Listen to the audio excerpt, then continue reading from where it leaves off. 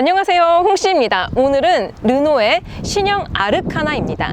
아르카나는 26년형이 출시가 되면서 기존에는 없었던 신규 트림이 추가가 되었는데요. 바로 그랑콜레오스처럼 에스프리 알핀 트림이 추가가 되었습니다. 근데 요거는 가솔린은 없고 이 테크 하이브리드 한정이에요. 그래서 지금 여기는 바로 강원도 인제인데요. 제가 서울부터 인제까지 요 아르카나 하이브리드를 타고 왔습니다. 아무튼 제 옆에 있는 요 아르카나가 26년형 신형 아르카나이고요. 외장 컬러는 원래 4가지 중에 하나를 고를 수가 있었는데 에스프리 알핀 한정으로 지금 보시는 차량 이 세틴 어반 그레이가 추가가 되었습니다. 그래서 이 에스프리 알핀에서만 외장 컬러를 총 5가지 중에 하나를 고를 수가 있고요. 지금 보시는 세틴 어반 그레이는 에스프리 알핀 전용 컬러입니다. 그리고 이게 기존의 아르카나하고 비교했을 때 유광이 아니고 무광이거든요. 그래서 그런지 엄청나게 예쁩니다. 너무 잘 어울려요. 그리고 23년도에 아르카나가 페이스 리프트가 되면서 범퍼 디자인이 변경이 되었는데요. 기존의 F1 블레이드 범퍼는 그대로 들어가 있지만 이렇게 사이드 가니쉬가 블랙 컬러가 들어간다는 게 특징입니다. 그리고 보시면은 이게 실제로 구멍이 뚫려 있는 에어 인테이크가 들어가 있어서 그런지 좀 더 스포티한 매력을 가지고 있는 것 같아요. 그리고 26년형으로 거듭나면서 이렇게 신규 휠이 도입이 되었는데요. 지금 보시는 차량은 에스프리 알핀 트림이기 때문에 전용 18인치 휠이 들어갑니다. 그리고 이 외장 컬러 있잖아요. 세틴 어반 그레이. 이 컬러하고 거의 비슷한 컬러가 들어가서 그런지 깔맞춤이 돼서 훨씬 더 예쁩니다. 그리고 이 휠캡 같은 경우도 아이코닉이라든지 테크노 트림하고 비교했을 때 에스프리 알핀은 이게 아이스 블랙 컬러가 입혀져 있어서 차별화를 뒀다라고 하고요. 위쪽에 휀다 가니쉬도 에스프리 알핀 전용 가니쉬가 붙는다는 게 특징입니다. 그리고 그 외에도 도어 가니쉬와 이렇게 도어를 열게 되면은 사이드 스텝에도 알핀이라고 전용 로고가 붙거든요. 확실히 최고 트림답게 곳곳에 특징들이 녹아 있습니다. 그리고 후면부에서는 전용 스포일러가 위쪽에 들어가 있는데요. 이거 하나만으로 상당히 스포티한 느낌을 가져가는 것 같습니다. 그 외에는 기존 아르카나하고 비교했을 때 사실 크게 달라진 점은 없어요. 그리고 이 차량은 이테크 하이브리드이기 때문에 전용 배지가 붙는다는 게 특징입니다. 요번에 이게 부분 변경이 되면서 전동 트렁크가 들어가 있는 줄 알았는데 아쉽게도 전동 트렁크는 미탑재가 되어 있습니다. 기본 공간은 제가 지금 짐을 뒀는데 487리터 정도가 되는데요. 이는 가솔린하고 비교했을 때 26리터 정도 작다고 합니다. 왜냐하면은 전기 모터와 배터리가 이 아래쪽에 있거든요. 그래서 공간 손실이 있기는 하지만 이게 패스트백 형태로 다 열리는 타입이기 때문에 적재 공간에 있어서 부족함은 없다라고 느껴집니다. 에스프리 알핀 전용 인테리어는 이렇게 블랙 컬러 시트에 블루 포인트가 들어간다는 게 특징입니다. 그래서 여기 알핀 로고부터 해가지고 블랙 컬러의 스티치가 곳곳에 들어가 있고요. 이게 시트벨트, 안전벨트까지 같이 포함이 되어 있습니다. 그리고 1열에는 프리미엄 마이크로 파이버 시트라고 인조 가죽하고 알칸타라가 적절히 배치가 되면서 소재에 있어서 고급스러움이 있는 것 같고요. 또한 사이드 볼스터도 버킷형이 아니기는 하지만 뭔가 좀 짱짱하게 잡아줄 것 같이 디자인이 되어 있습니다. 현재 시동을 켜놓은 상태이고요. 디자인은 기존 아르카나하고 비교했을 때 사실 크게 달라진 부분은 없습니다. 그리고 전방부의 클러스터도 다양하게 모드를 조절할 수 있는데요. 심플 모드부터 지도 모드, 일반 RPM 게이지 등등 다양한 모드로 설정이 가능합니다. 그리고 클러스터 좌측에 보시면은 요번에 연식 변경이 되면서 새롭게 도입이 된 버튼이 있는데요. 바로 지금 여기 보이시죠? 불 켜져 있는 거. 요게 바로 마이 세이프티 버튼이라고 주행 보조 기능입니다. 요게 내 입맛에 맞게 설정을 할 수 있게 메뉴가 또 2가지가 있기 때문에 요거는 주행을 하면서 느껴보도록 해볼게요. 그리고 요번에 초도 물량 첫 290대 출고 한정으로 이렇게 크러쉬 패드에 보시면은 짜라란! 시리얼 넘버 플레이트가 들어가 있습니다. 이 차량은 아마 10번째로 출고가 된 차량인 것 같아요. 이러한 시리얼 넘버 플레이트는 최근에 그랑콜레오스 누아르라고 전용 트림이 출시가 되었는데 거기에 들어간 거하고 비슷한 것 같아요. 그리고 도어 트림도 소재가 굉장히 다채롭게 들어가 있습니다. 뭔가 대리석 같아 보이는 가니쉬하고 우레탄, 그리고 안쪽에는 스웨이드가 들어가 있고요. 스티치도 프랑스 국기를 나타내는 레드, 화이트, 블루 이렇게 교차 배치가 되면서 굉장히 예쁩니다. 그래서 운전석에 앉았을 때는 이러한 느낌인데요. 실내가 굉장히 어둡죠. 에스프리 알핀 전용 인테리어는 전반적으로 블랙 컬러를 많이 사용하기 때문에 좀 실내가 어둡습니다. 그리고 위쪽에 보시면은 지금 선루프가 없어요. 옵션이 없는 거냐고요? 원래 없습니다. 그냥 옵션으로도 선택이 불가능하기 때문에 썬루프는 조금 아쉬운 것 같긴 해요. 그래서 오늘은 서울에서 강원도, 강원도에서 서울, 편도 150km, 왕복 300km 정도 주행을 해볼 예정인데요. 가장 먼저 아르카나를 탑승한 다음에 돌아올 때에는 그랑콜레오스를 타볼 예정입니다. 자, 그럼 출발을 해보도록 해볼게요. 고! 짠! 저는 신형 아르카나 에스프리 알핀 트림을 타고 주행하고 있습니다. 사실 제가 1시간 정도 이 아르카나를 타고 운전을 하고 있습니다. 아무튼 이 아르카나 같은 경우는 도심 주행을 했을 경우에 최대 75% 전기차 모드로 주행이 가능하다라고 하더라고요. 근데 진짜 도심에서는 거의 전기 모드로 구동이 되었었고요. 또 고속 주행을 했을 때에도 이게 배터리 게이지가 전방부 클러스터에서 레벨, 그러니까 그래프로 표현을 해주고 있는데 50% 아니면 50% 이상이 찼을 경우에는 제가 시속 100km 이상으로 가잖아요. 그럼에도 불구하고 전기 모터로 구동이 되더라고요. 상당히 신기합니다. 신기해요. 오늘은 시승 행사다 보니까 정해진 시간 안에 정해진 길로 빠르게 가야 됩니다. 그래서 계속 이렇게 터널이 나오고 있는데, 터널이 나온 김에 지금 이 앰비언트 라이트가 들어와 있습니다. 보통 소형 SUV, 소형급에는 앰비언트 라이트가 안 들어갈 수도 있는데 이 아르카나 같은 경우는 이렇게 앰비언트 라이트가 도어 트림을 포함해서 센터까지 쫙 이게 직접 발광식으로 들어가 있거든요. 그리고 컬러는 총 8가지 중에 선택이 가능하고요. 이렇게 라임 컬러부터 해가지고 레드 컬러, 노란 색깔, 그리고 홍시 색깔의 주황 색깔까지 다양하게 세팅을 할 수가 있습니다. 한 번 더 무지개와 만남! 그리고 이게 지금 화면으로 보이실지 모르겠는데 이 앰비언트 라이트를 바꾸면은 전방부의 클러스터도 인포테인먼트 색깔이 바뀝니다. 제가 지금 오렌지 색깔로 변경을 했더니 전방부의 클러스터도 예쁘게 변했습니다. 저는 지금 서울 성수동에서 강원도 인제까지 지금 거의 다 와가긴 하는데 처음에 이게 가득 주유가 되어 있었습니다. 가득 주유를 했을 때 매뉴얼 상으로는 한 900km 정도 주행이 가능하다라고 나와 있었는데요. 실제적인 트릭 컴퓨터 상으로는 1030km가 찍혀 있었습니다. 저는 그래서 설마 이게 주행 가는 거리겠어, 그냥 얘가 여태까지 달렸던 거리겠지 라고 생각을 했는데 아닙니다. 아르카나 이테크 하이브리드는 가득 주유를 했을 때 1000km 넘게 주행이 가능합니다. 요거는 상당한 메리트가 될 것 같아요. 이렇게 주행 가는 거리가 긴 이유 중에 하나가 바로 일반적인 풀 하이브리드하고 다르게 직병렬 방식의 듀얼 모터 시스템을 사용하고 있기 때문입니다. 그러니까 일반적인 풀 하이브리드는 배터리를 자가 충전을 할 때 회생제동으로 충전을 합니다. 근데 이런 듀얼 모터 시스템들은 구동용 모터 말고 발전용 모터가 따로 들어가 있기 때문에 회생제동으로 한 번, 엔진 구동으로 한 번, 총 2번 충전이 가능하기 때문에 이렇게 긴 주행 가는 거리를 가져갈 수 있는 겁니다. 주행 가는 거리가 1000km가 넘다 보니까 진짜 유류비 절감은 완전 잘 될 것 같아요. 그리고 저는 아직까지 이렇게 고속도로를 주행을 하고 있는데 클러스터 상에서 회생제동을 얼마나 사용을 하는지를 그래프화해서 디지털 숫자로 표기를 해주고 있습니다. 나는 지금 회생제동을 얼마나 몇 프로 사용하고 있다, 이런 것들을 직관적으로 표현을 해주다 보니까 상당히 좋고요. 또 이게 내가 엔진으로 구동이 되는지 전기 모터로 구동이 되는지, 또 엔진이 돌아가긴 하지만 이게 직접적으로 구동에 기여하지 않고 발전용으로 사용하는지도 아이콘을 통해서 보여주고 있습니다. 그래서 확실히 좀 볼 수 있는 창이 많아서 좋은 것 같아요. 그리고 이번에 르노의 신형 아르카나 26년형이 출시가 되면서 새롭게 생긴 모드가 있습니다. 바로 마이 세이프티라고 버튼은 좌측에 있거든요. 라이트를 조절할 수 있는 버튼 좌측에. 요거를 세팅을 하면은 알아서 한 번 클릭만으로 에이다스, 그러니까 스마트 크루즈 컨트롤이 활성화가 됩니다. 저는 현재 지금 이 스마트 크루즈 컨트롤을 활성화를 시켜둔 상태인데요. 기존 아르카나하고 비교했을 때 차선 보조가 조금 더 좋아졌다라고 하거든요.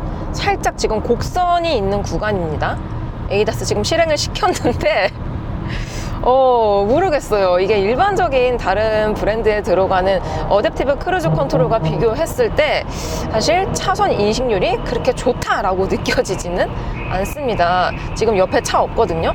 차선을 교묘하게 넘진 않거든요. 넘진 않는데 차선 근처에 갔을 때 그때 삐끗하고 중앙을 보조를 해줍니다. 그러니까 진작에 차선 중앙으로 가주면은 훨씬 안전할 텐데 차선 근처에 갔을 때 삐삐빅 경고를 알려주고 그때서야 핸들을 조금 틀어주는 거는 살짝은 아쉬운 것 같아요. 아무튼 그래서 마이 세이프티는 올 온과 펄소 이렇게 두 가지 모드로 세팅을 할 수 있는데 올 온 같은 경우는 이 아르카나가 가지고 있는 어댑티브 크루즈 컨트롤이 모두 다 활성화가 되어 있는 모드입니다. 그래서 뭐 앞차와의 간격이라든지 가감속, 차선 보조 뭐 이런 것들 다 들어가 있고요. 여기서 펄소 모드 한번 눌러볼게요. 그러니까 이 펄소 모드는 드라이브 모드에서의 인디비주얼 모드에 해당합니다. 드라이브 모드에서 뭐 마이 드라이브라든지 인디비주얼 모드 같은 경우는 사용자가 직접적으로 좀 세팅을 할 수 있는 모드잖아요. 그러니까 마이 세이프티의 펄소 모드도 거의 동일한 비슷한 맥락을 가져갑니다. 그래서 나는 어댑티브 크루즈 컨트롤에 들어가 있는 모든 기능을 싹 다 활성화시키고 싶다면은 사실 필요가 없는 기능이긴 하지만 나는 예를 들어서 앞차와의 간격, 가감속 요 정도만 보조를 원하고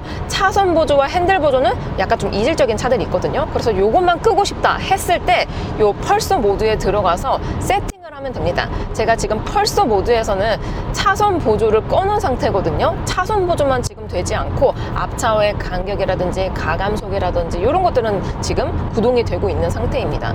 그래서 차량의 세팅을 다양하게 하는 거를 좋아하시거나 아니면 잘 하시는 분들은 이 펄소 모드를 사용을 하신다면 조금 더 유용하게 사용을 하실 수 있을 것 같습니다. 자, 그리고 고속도로를 나가기 전에 이 신형 아르카나 E-TEC 하이브리드의 가속감도 한번 느껴보겠습니다. 여태까지는 제가 B 모드로 다녔거든요. 여기 중앙부 센터에 보시면은 이 시프터가 적용이 되어 있는데요. 여태까지는 제가 B 모드로 다녔습니다. B 모드는 회생 제동이 들어가 있는 모드고요. 다시 한번 이 시프터를 당기면은 D 모드로 전환이 됩니다. D 모드는 일반적인 드라이브 모드입니다. 그리고 드라이브 모드는 총 마이센스, 스포츠, 에코 이렇게 세 가지가 있고요. 여태까지는 제가 마이센스 모드로 다녔습니다. 이제는 스포츠 모드로 바꾸고 한번 달려보도록 해볼게요. 스포츠 모드로 바꾸니까 이 계기판의 컬러가 살짝 스포티하게 바뀌었습니다. 자, 그럼 속도를 조금 줄였다가 저속에서 고속으로 풀악셀! 약간 부드럽게 가속이 되는데요. 지금 스로틀 꽉 밟았습니다. 초반에 속도를 끌어올려줄 때에는 굉장히 부드럽게 가속이 되는데 방금 변속이 되었거든요. 변속되는 느낌이 상당히 부드럽습니다. 고급스럽게 변속이 돼요. 아르카나 E-TEC 하이브리드는 1.6 자연흡기 가솔린 엔진에 멀티모드 6단 변속기가 탑재가 되어 있습니다. 멀티모드는 엔진에서 4단, 전기모터에서 2단, 그래가지고 6단이 들어가 있는데요. 일단 일반적인 차량들하고 비교했을 때 가속되는 포인트가 좀 여유롭게 되는 편에 속합니다. 아무래도 아르카나는 엔진 출력이 86마력이고요. 시스템 출력은 144마력입니다. 그러니까 수치로만 봤을 때에는 이 마력이 높지가 않거든요. 그래서 급가속이라든지 이제 갑자기 속도를 내야 되는 구간이 있잖아요. 요랬을 때 엑셀을 밟더라도 가속이 막 드라마틱하게 파워풀하게 구동이 되진 않습니다. 근데 일정 속도 이상 구간에 진입을 하고 나서부터는 의외로 가속이 잘 진행이 되는 편이고요. 일정 속도 이상에 도달하고 나서부터는 나름 또 파워풀한 가속 감각을 보여주고 있습니다. 근데 오늘 시승 코스는 아무래도 고속도로 위주라서 그런지 터널이 너무 많아요. 터널이 이렇게까지 많았나 싶네요. 자, 그래서 다시 한번 가속 부스트 얍 하면은 고속으로 달려주고 있긴 하거든요. 근데 엄청난 풍절음과 함께 그러니까 고속 한계치가 넓은 편은 아닙니다. 대다수의 소형 SUV들이 사실 고속 한계치가 넓진 않거든요. 아르카나도 동일합니다. 그냥 일반적인 표준 속도 이내에서는 적당히 굴릴 수 있는 정도의 출력을 가지고 있지만 고속주행을 조금 스포티하게 하기에는 약간의 한계점이 있습니다. 그리고 급 스로틀을 밟았을 때 자세히 이거 사운드 들어보세요.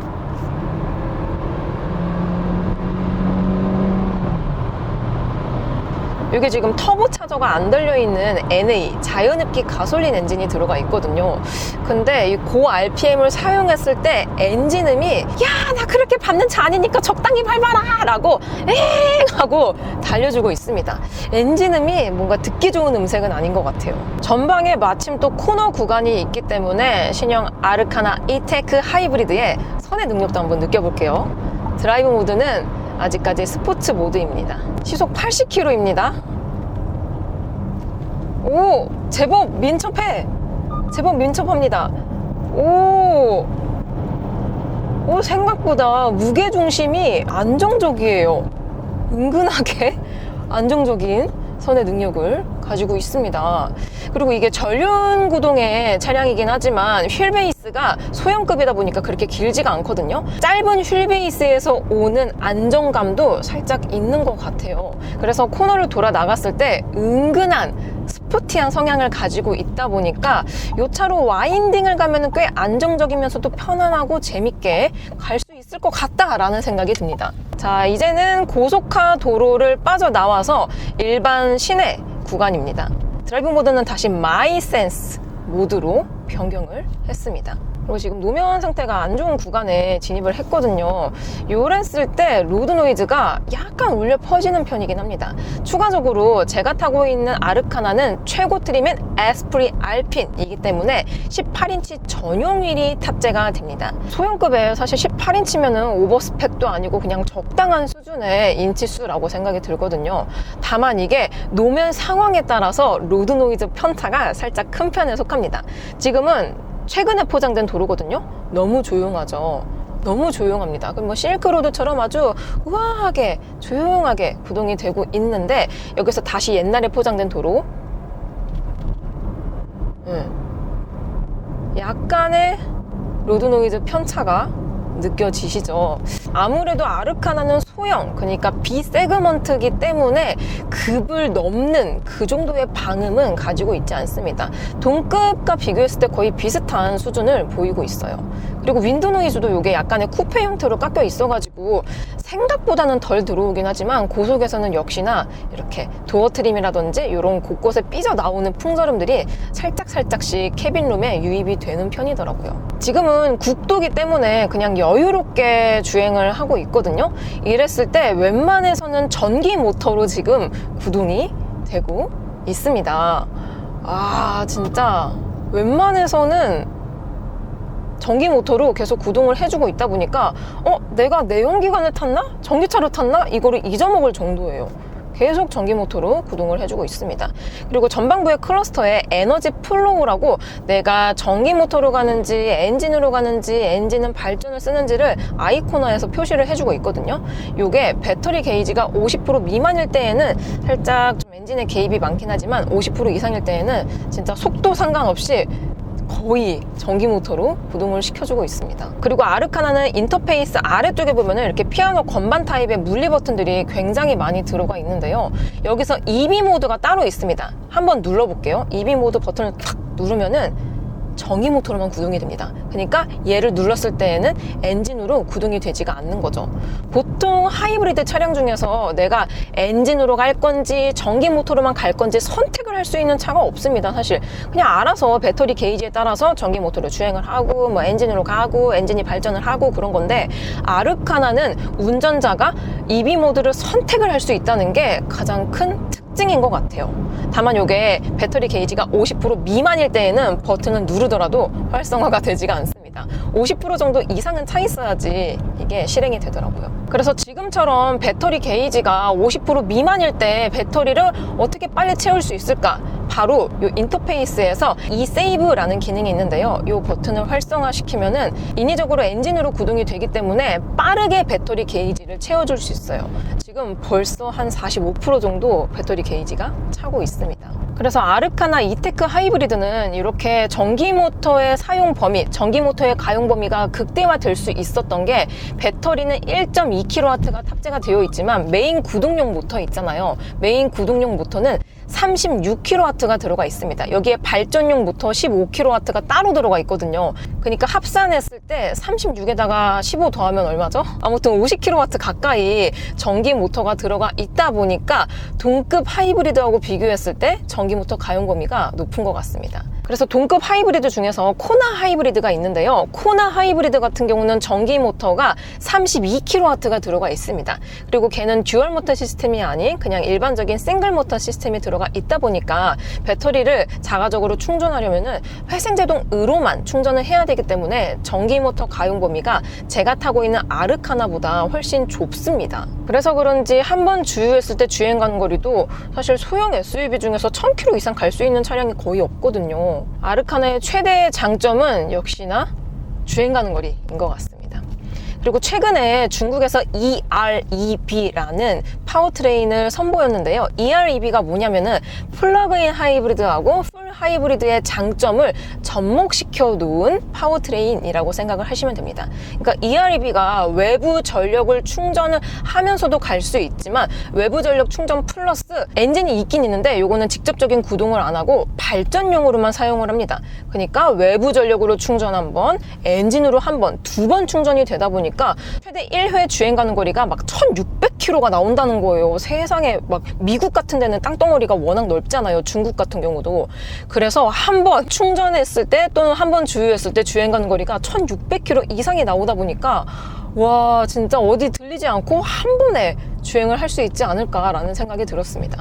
근데 아르카나 이테크 하이브리드는 EREV가 아님에도 불구하고 1회 주행 가는 거리가 1000km가 넘기 때문에 확실히 진보된 파워트레인이다 라고 생각이 듭니다. 자, 마지막으로 연비 정보입니다. 아르카나는 최대 연비가 복합 리터당 17.4km가 나온다 라고 하고요. 제가 타고 있는 차량은 에스프리 알핀 트림이기 때문에 18인치 기준으로 복합 연비가 17km가 나온다고 합니다.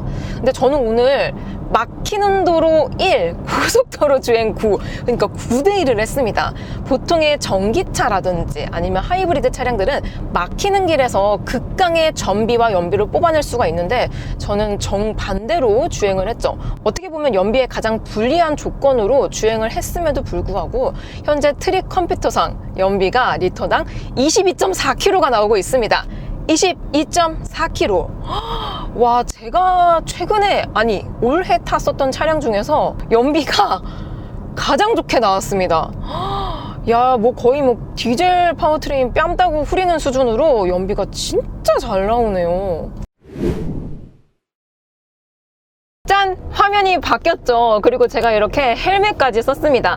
저는 성수동에서 현재 인제 스피디움 서킷에 왔고요. 여태까지는 제가 아르카나 이테크 차량을 탔지만 지금은 그랑콜레오스 하이브리드 차량을 타고 있고요. 현재 서킷을 주행을 하고 있습니다.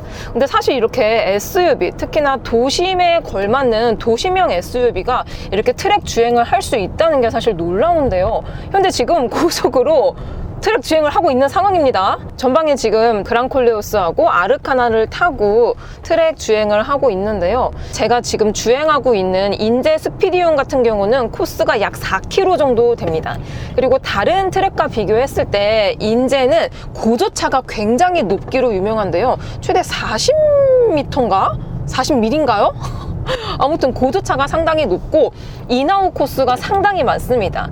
좌측 코스가 아마 11개이고 우측 코스가 6개인 걸로 알고 있거든요. 그래서 도심형 SUV인 그랑콜레오스로 지금 트랙 주행을 하고 있는 게 어떻게 보면 좀 약간 말이 안 되는 것 같긴 합니다. 제가 그랑콜레오스를 시승기도 만들었었지만 도심형에 적합한 차량이다 라고 말씀을 드렸고요. 특히나 하체 감각이 얘가 아무리 지리자동차 베이스라고 하더라도 이게 르노로 바뀌면서 서스펜션 세팅이라든지 약간의 댐핑들을 변경을 했다라고 하거든요.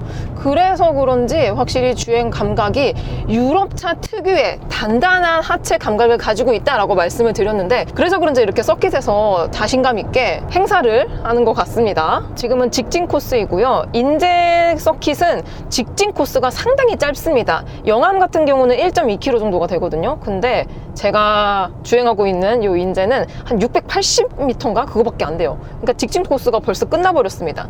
직진 코스가 끝나고 첫 번째 코너는 굉장히 내리막길인데 또 굴절이 심각해요. 여기서 많이 스핀이 난다라고 하거든요. 그래서 뒤에 풍경을 보시면은 차량들이 코스를 이탈해가지고 막 스키드 마크 있고 장난 아닙니다. 그래서 그랑콜리오스가 이렇게 트랙 주행을 할 수 있긴 하지만 진짜 찐 트랙 주행을 하게 된다면은 좀 민첩성이라든지 아니면 그립력들이 부족할 수 있기 때문에 비교적 천천히 주행을 하고 있습니다. 와, 지금 이 코스는 내리막 갔다가 다시 이렇게 고속으로 주행하고 있거든요. 와, 근데 방금 저런 코너에서도 댐핑들이 굉장히 쫀쫀하게 잘 잡아주고 있습니다. 특히나 그랑콜리오스는 이게 전자제어 서스펜션이 아쉽게도 들어가 있진 않아요. 그렇긴 하지만 기본적인 서스펜션 세팅감 자체가 조금 단단하게 세팅이 되어 있다 보니까 이러한 스포츠 주행을 하더라도 좀 안정적으로 할 수 있는 것 같습니다. 그래서 르노는 사명이 몇 차례 바뀌었잖아요. 근데 한 4년 전인가 5년 전쯤에 르노 삼성 시절, 르노 삼성의 SM6 중에서도 TC300이라고 조금 고출력 차량이 있었거든요. 그 차량으로 지금 제가 있는 인제 서킷에서 한번 행사를 한 적이 있었습니다. 사실 SM6 같은 경우도 막 스포티한 성향을 주로 하고 있는 차량이 아니잖아요. 일반적인 데일리의 포지션에 맞춘 세단인데 행사를 특이하게도 이 서킷에서 했거든요. 지금 제가 있는 동일한 인제 서킷에서. 그래서 그때 SM6 TC300을 탔을 때에도 아니 이렇게 데일리한 세단인데 왜 이렇게 스포티한 성향이 두드러지지? 특히나 이게 고속으로 주행하면 주행할수록 더욱더 두드러지더라고요. 그래서 굉장히 신기한 느낌이 있었는데 그때가 갑자기 생각이 납니다. 와, 방금 고저차 되게 심한 굴곡이었다가 코너도 굉장히 커브 구간이 심한 구간이었거든요. 저기서 와, 하중 이동을 최대한 막아주면서 접지력이 상당히 좋습니다. 와, 이게 도시명 SUV라고요? 제가 타봤었던 도시명 SUV 중에서는 가장 하체 감각이 안정적입니다. 그리고 특히나 그랑콜리오스는 가솔린 모델이 있고 제가 타고 있는 이테크 하이브리드 이렇게 두 가지 파워트레인이 있는데 하이브리드는 배터리와 전기 모터가 들어가 있기 때문에 공차 중량이 조금 더 무겁고요. 또한 전기 모터와 배터리가 하부 쪽에 있습니다. 뒤쪽에 있거든요. 트렁크 아래쪽에. 그래서 그런지 리어의 접지력을 조금 더 올려줄 수 있게 도와준다라고 느껴집니다. 지금 이렇게 코너 굴절 구간이 심한 구간인데도 불구하고 리어가 막 반박자 늦게 따라온다거나 그런 느낌 전혀 없고요. 굉장히 민첩하고 빠르게 잘 따라와주고 있습니다. 아우, 야, 이 구간에서 장난 아닌데! 와우! 재밌습니다. 너무 재밌어요. 사실 일반 도로, 그러니까 공도에서는 이렇게 주행을 하면 안 되죠. 하지만 이런 트랙 주행이라든지 스포티한 주행을 할 수 있는데 안 한 것과 못해서 안 하는 거는 굉장한 차이를 가지고 있거든요. 근데 그랑콜리오스는 확실히 이 서스펜션 세팅을 르노에서 다시 튜닝을 해서 세팅을 해놨기 때문에 굉장히 민첩하고 하중 이동이라든지 롤링 이런 것들도 많이 발생될 수 있는 요소들을 줄여주고 도와줍니다.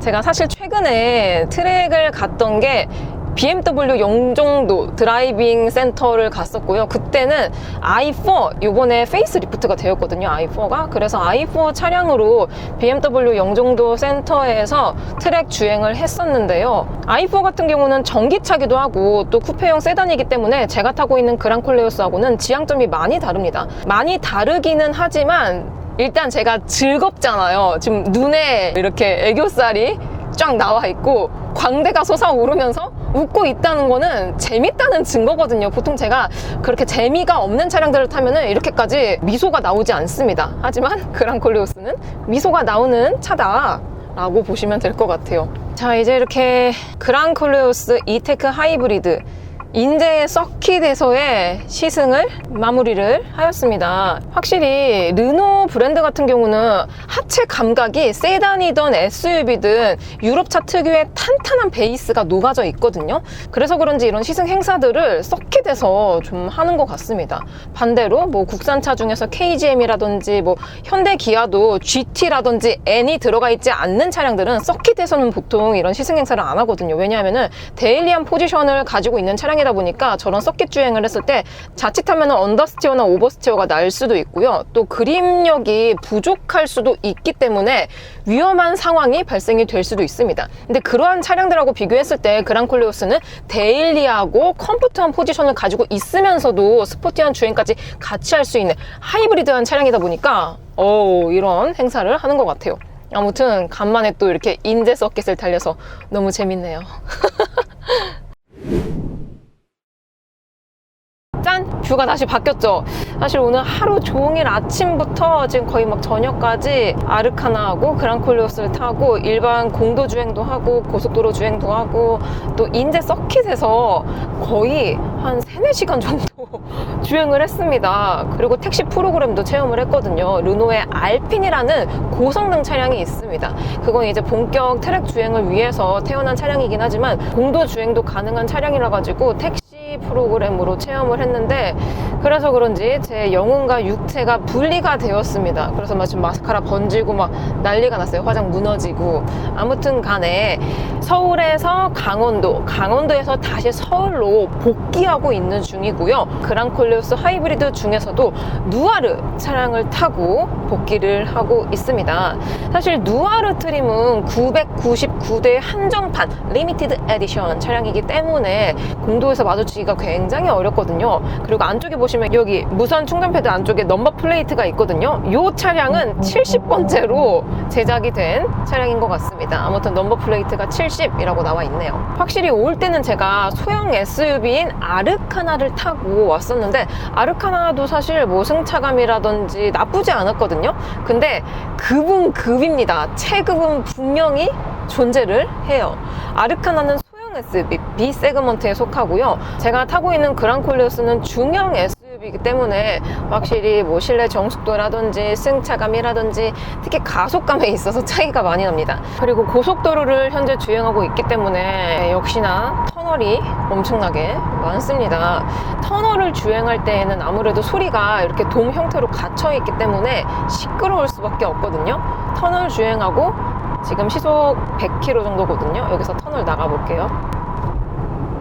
그리고 지금은 아쉽게도 고속으로 주행을 하고 있어가지고 엔진으로 구동을 하고 있습니다. 그런데도 불구하고 실내 정숙도가 아르카나하고 비교했을 땐 확실하게 조용하다라는 느낌이 있어요. 그래서 오늘 시승 코스가 너무나도 고속도로 주행이라서 조금 아쉽기는 한데 역시나 그랑콜레오스 하이브리드도 연비가 만만치 않게 잘 나오고 있습니다. 그랑콜레오스는 기본 인치수 기준으로 최대 연비가 복합 리터당 15.7km 정도 나오고요.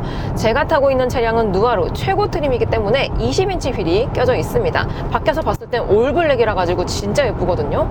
아무튼 20인치 기준으로는 복합 연비가 리터당 15km라고 나와 있는데 제가 고속도로 주행 9, 막히는 주행 1, 그러니까 9대1 정도로 아르카나하고 마찬가지로 했는데도 불구하고 현재 트릭 컴퓨터상 연비가 16.5km가 나오고 있습니다. 확실히 이게 싱글 모터가 아닌 듀얼 모터, 투 모터 시스템이 들어가 있기 때문에 배터리가 금방금방 충전이 되고 그렇기 때문에 이 EV 주행, 전기 모터 주행의 가용 범위가 확실히 넓은 것 같아요. 그래서 아르카나와 그랑콜레오스를 이렇게 번갈아 가면서 타보니까 확실히 뭐 승차감이나 정숙도, 가속감은 그랑콜레오스가 좋기는 하지만 가격을 보면은 또 좀 고민이 많이 될 것 같습니다. 요번에 아르카나가 26년형으로 새롭게 태어나면서 가격이 2,800만 원대부터 구입이 가능한데요. 다만 제가 타고 있는 그랑콜레오스 하이브리드 같은 경우는 시작 가격이 3,700만 원대입니다. 그러니까 두 차량의 가격 차이가 거의 1,000만 원 가까이 나거든요. 물론 1,000만 원의 값어치를 하기는 하지만 제가 아르카나 처음에 서울에서 출발했을 때 가득 주유시에 주행 가는 거리가 1,000km가 넘다고 했잖아요. 그러니까 극강의 가성비를 원하시는 분들은 확실히 아르카나가 좋은 선택지가 될 수 있겠다라는 생각이 들었습니다. 반면에 나는 실내 공간을 조금 더 중요시 여기고 좀 편안하게 오래 이 차를 타고 싶어 하시는 분들은 그랑콜레오스가 조금 더 좋은 선택지가 될 것 같기도 해요. 자, 이렇게 26년형 아르카나가 출시가 되면서 르노의 가장 핫한 모델인 그랑콜레오스까지 비교 시승을 해봤습니다. 체급 차이를 제외한다면은 듀얼 모터 시스템, 투 모터 시스템이 들어가 있기 때문에 주행 가는 거리와 연비가 가장 만족도가 높은 차량이었습니다. 그리고 신형 아르카나는 제가 추후에 시승기, 본편 시승기를 디테일하게 한번 만들어 보도록 해볼게요. 저는 오늘 아침부터 거의 지금 하루 종일 운전을 하고 있어서 피곤해가지고 이제 그만 영상을 마무리를 해보도록 하겠습니다. 그럼 안녕! 안녕!